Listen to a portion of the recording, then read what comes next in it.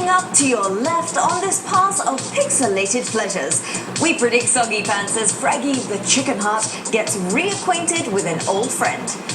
It's a parody yo-ho-ho as we plunder the interwebs for our free weekly pick of online booty.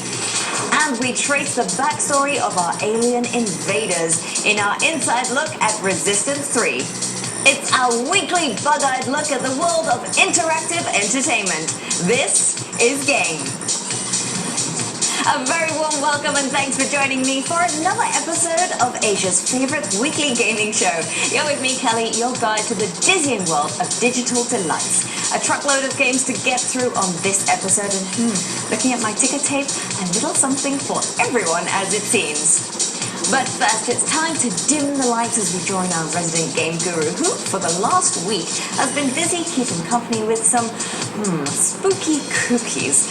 Let's see what he thought of his time with Alma, the Princess of the Pain in F.E.A.R 3.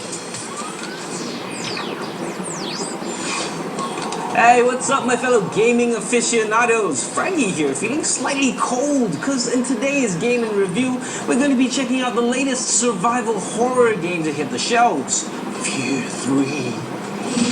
We were brothers, prototype commandos in the emerging field of psychic warfare. I was the favorite. Brother.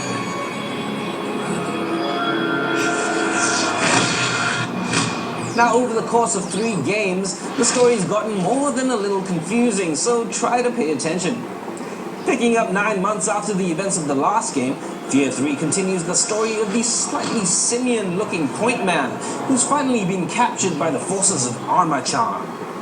But as if that wasn't bad enough, Point Man's psychic cannibal of a brother, who he just happened to kill in the first game, is also back because of a slight problem only the two of you can fix.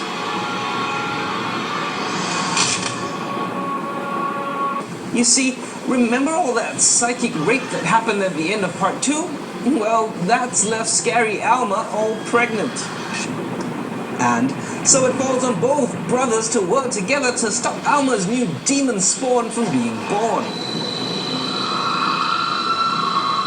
Freaky stuff, but with a new developer at the helm this time around, what changes can gamers expect from this latest installment? And with so many shooters crowding the scene, how does F.E.A.R 3 set itself apart?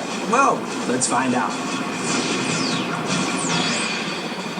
Now, the thing that surprised me the most playing through this game was how much I enjoyed the combat.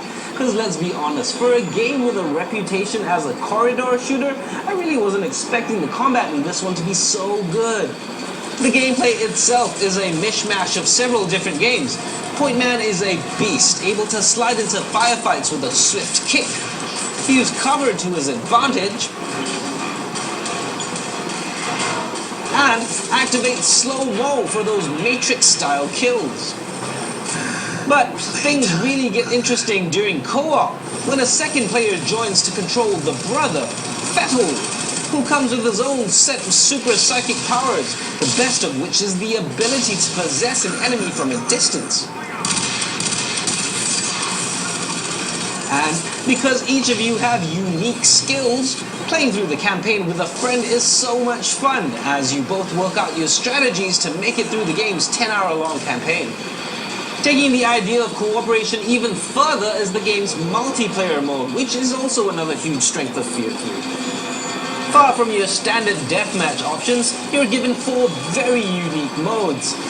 Now, fans of Call of Duty's zombie multiplayer will find the Contractions mode a blast, with 4 players working together to collect ammo and fend off wave after wave of enemies. But the game type which I found most refreshing was one that I can only assume is called Forking Run. Now, as the game title suggests, this one is all about 4 players all moving as fast as they can away from an oncoming wall of death which threatens to consume everything. Get hit by the wall and it's game over for everyone. This, as you can imagine, makes for some crazy moments of extreme panic and I dare say is almost worth the price of admission on its own.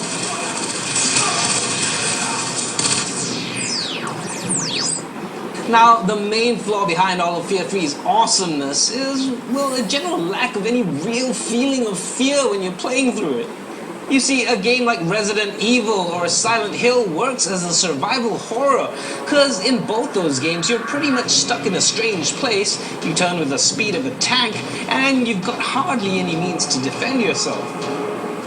So with that in mind, even though Fear 3 does feature its share of creepy environments, let's face it, you've got a scoped rifle, a fully loaded shotgun, and you can slow down time whenever you want.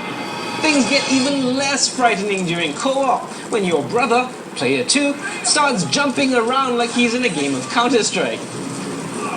Now don't get me wrong though, cause it's still tons of fun, it's just not scary. And if you're thinking of picking up Fear 3 because you like the constant tension of the first two games, well, you may be disappointed. You know, it's kind of hard to judge this one without comparing it to the originals, but because of how different this one feels, Fear 3 is almost like a totally separate entity in the franchise. While the previous two games felt like horror games, which just used the first-person view to get the frights across, this one feels more like a really good modern shooter with a scary story. With gameplay faster than ever now, the combat in this one should